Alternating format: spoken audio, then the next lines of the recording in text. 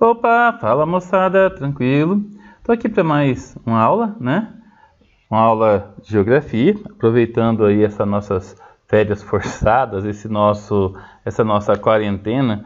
Eu tô aqui para falar com vocês, né, da Antártica. Então esse é o nosso capítulo 3, módulo 18. Eu estou antecipando alguns vídeos, apesar que nós não trabalhamos ainda em sala de aula sobre esse material, mas eu já estou antecipando aqui a gravação para vocês, tá bom?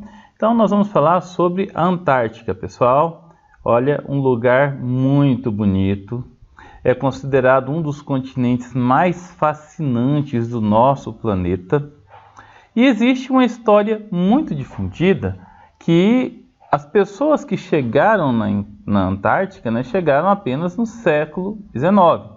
Russos, ingleses, franceses, norte-americanos, né, estadunidenses, conseguiram reunir tecnologias, habilidades e chegar nessas terras inóspitas, chegar até a Antártica. No entanto, pessoal, a história pode não ser bem dessa forma. E nós podemos ter outras vertentes, algumas delas não registradas e outras registradas, né? Em 1597, o escrivão João Batista Lavanha, um português, né, ele acompanhava uma caravela portuguesa e ele chegou ao ponto de reconhecer em seus escritos, em seus relatos, né, uma grande área continental totalmente congelada, localizada ao sul da África. E por incrível que pareça, ele deu o nome dessa área de Terra dos Papagaios. Pode parecer estranho, mas ele conseguiu avistar uma grande quantidade de pinguins na região. E como eles não conheciam os pinguins, nunca tinham visto, né, ele deu o nome de papagaios, porque na visão deles, pelo barco, se assemelhavam aos papagaios. Os povos maoris, aqueles grupos nativos ali da Oceania, né, muito comum na Nova Zelândia, eles percorriam os mares abertos. Vocês sabem, né, que a Nova Zelândia fica aí no hemisfério sul, né, e eles desbravavam várias ilhas em busca de recursos. E segundo a tradição dos povos maoris, eles já haviam alcançado o continente, a Antártica, por volta de 650 depois de Cristo. E eles chamavam a região de País do Gelo, ou País de Gelo. Os gregos, com base também nas suas ideias filosóficas de equilíbrio, né? Então, desde Aristóteles, aliás, bem antes, né? Desde Pitágoras, Eratosthenes, né? Esses camaradas, eles já haviam proposto a existência de uma grande massa de terras ao sul, a qual eles chamavam de Terra Australis, que servia de contraponto a grandes massas setentrionais, ou seja, a Europa, a África, a parte norte da África, a Ásia. Então, para haver um equilíbrio no mundo, era necessário que houvesse aí uma região que tivesse esse contraponto, que seria a nossa Antártica. Aliás, o nome Antártico, né, quer dizer aquele que se contrapõe ao Ártico, ou aquele que é contrário à posição do Ártico. Por isso que é o nome Antártico. Bom, a partir de agora nós vamos estudar um pouquinho já dentro do nosso material, depois de passado por essas curiosidades, né? Então, o continente, ele abrange as áreas continentais ao sul do paralelo 60 graus. Então, nós temos o mundo dividido aí pela linha do Equador, né? Nós sabemos o que é latitude, e a partir do paralelo 60 graus ao sul é onde começa a Antártica. É dividida em duas grandes regiões. A Antártica Ocidental, como vocês estão vendo aqui, né? Uma parte um pouco menor, né? Fica ao oeste do Polo Sul, e a Antártica Oriental, a leste, tá? Uma parte mais extensa, mais alta, né? Mais a leste do continente. É dividido aqui pelas montanhas transantárticas, né? Uma cadeia de montanha. Segundo os especialistas, essa região aqui varia de 600 metros a 4.000 metros de altitude. Devido à sua localização, o Sol não realiza um movimento ascendente no continente. Olha, aqui fica a linha do Equador, mais ou menos o meio da Terra, né? Então essa região aqui que é tropical, o Sol brilha intensamente praticamente o ano todo. São uma média de 12 horas de brilho solar por dia. Contudo, existe um eixo de inclinação para a Terra. Esse eixo ele pende de 23 graus para o norte ou para o sul.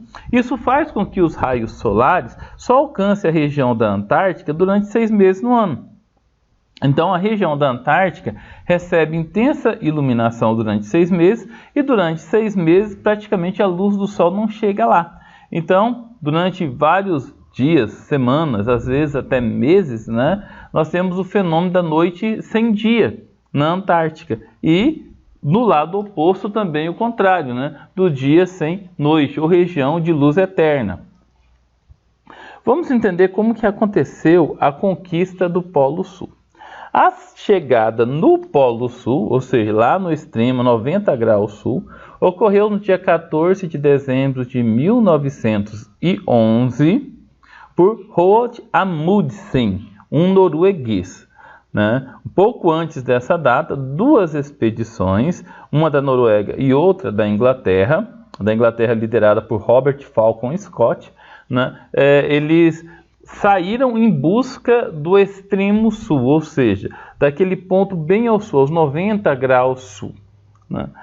A expedição da Noruega conseguiu chegar no paralelo 90 graus sul 35 dias antes da inglesa. Uma história bem interessante. Numa outra hora, um outro vídeo, eu posso contar um pouco para vocês sobre como que se deu esse avanço, essa conquista do Polo Sul. A expedição inglesa, apesar de ter encontrado o extremo Polo Norte, né, o extremo meridional, passou por vários problemas devido à exaustão, à falta de recursos, à baixa temperatura. O grupo não resistiu e seus integrantes foram encontrados mortos no acampamento na plataforma de gelo Ross, ou seja, pouco antes de chegar, né, de volta ao seu destino, eles morreram, né, devido à exaustão, né, haviam acabado a comida, havia acabado todos os seus recursos, a temperatura muito baixa e eles acabaram sucumbindo. E aqui a imagem, né, da expedição norueguesa e aqui a imagem da expedição inglesa. Bom, como foi feita então a divisão do continente? A Antártica é considerada um território neutro, tendo seu regime político regulado pelo Tratado Antártico, né, que foi assinado em 1959 e entrado em vigor em 1961. Inclusive, o Brasil foi um dos países, né, que assinaram e cumprem o Tratado Antártico desde o seu início. Né? De acordo com esse documento, os países signatários se comprometeram a suspender as reivindicações territoriais no continente por um período indefinido, permitindo apenas a liberdade para a exploração científica. Nesse mapa aqui, nós conseguimos ver os países, né, que fazem parte, né, que têm o direito de estar na Antártica explorando cientificamente.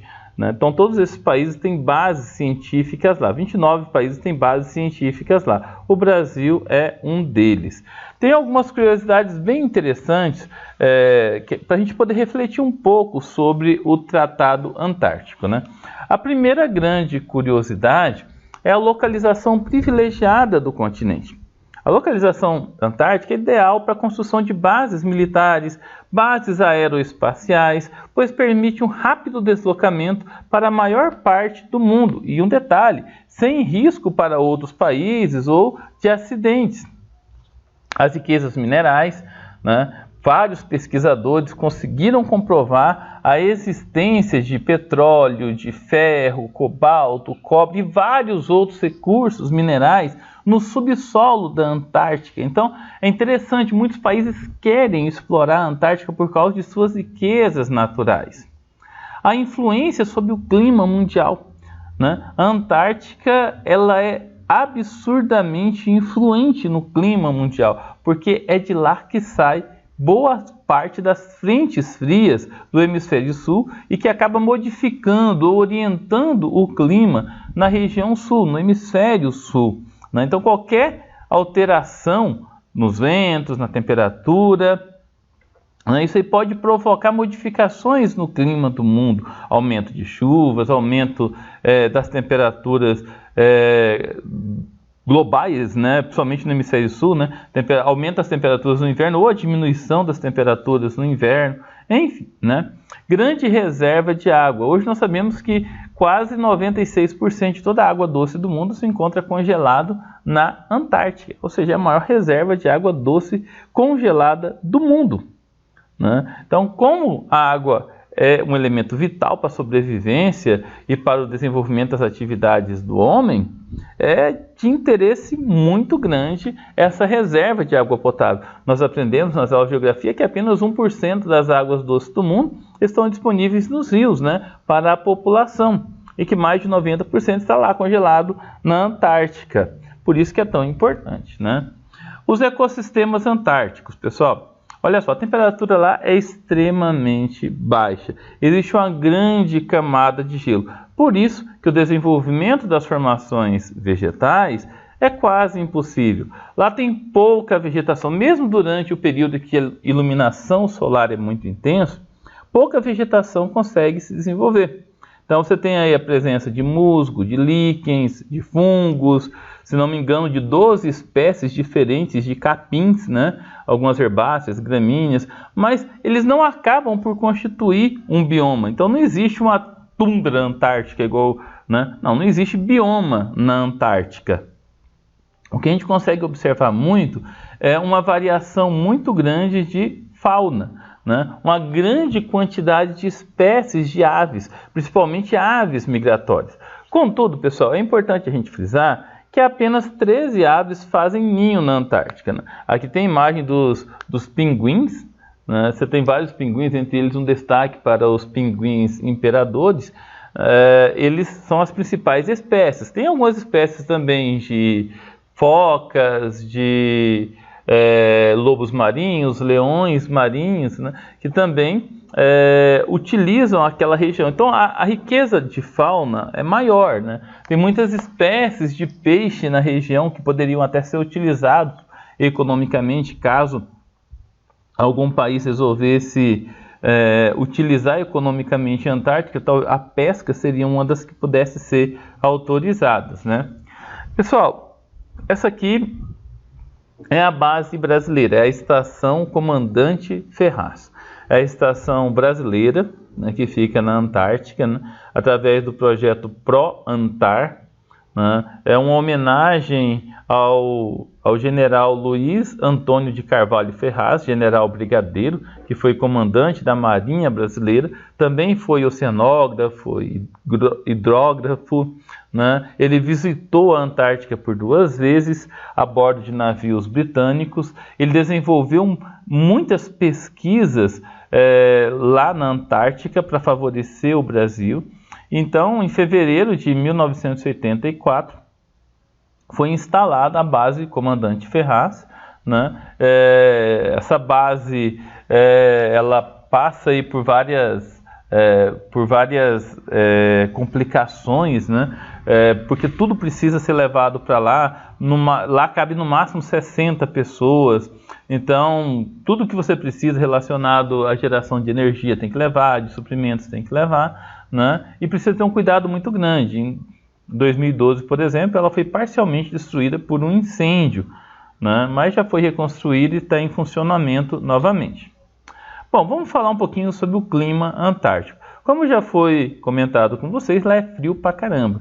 É o clima mais rigoroso e frio do planeta. Lá é mais rigoroso do que o Polo Norte, do que a Sibéria, né, do que as montanhas Everest, né? Ou seja, pessoal, lá as temperaturas são muito baixas. Elas giram em torno de 30 a 65 graus negativos nas áreas mais interiores e de 10 a 20 graus negativos nas áreas mais próximas do litoral. Mas tudo isso, pessoal, ainda pode variar. Como eu disse para vocês no começo da explicação do vídeo, tem várias regiões que têm altitude bastante elevada, podendo chegar a 6.000 metros de altitude. Então, a temperatura chega a 65 graus negativos nas partes mais interiores, mas de acordo com a altitude,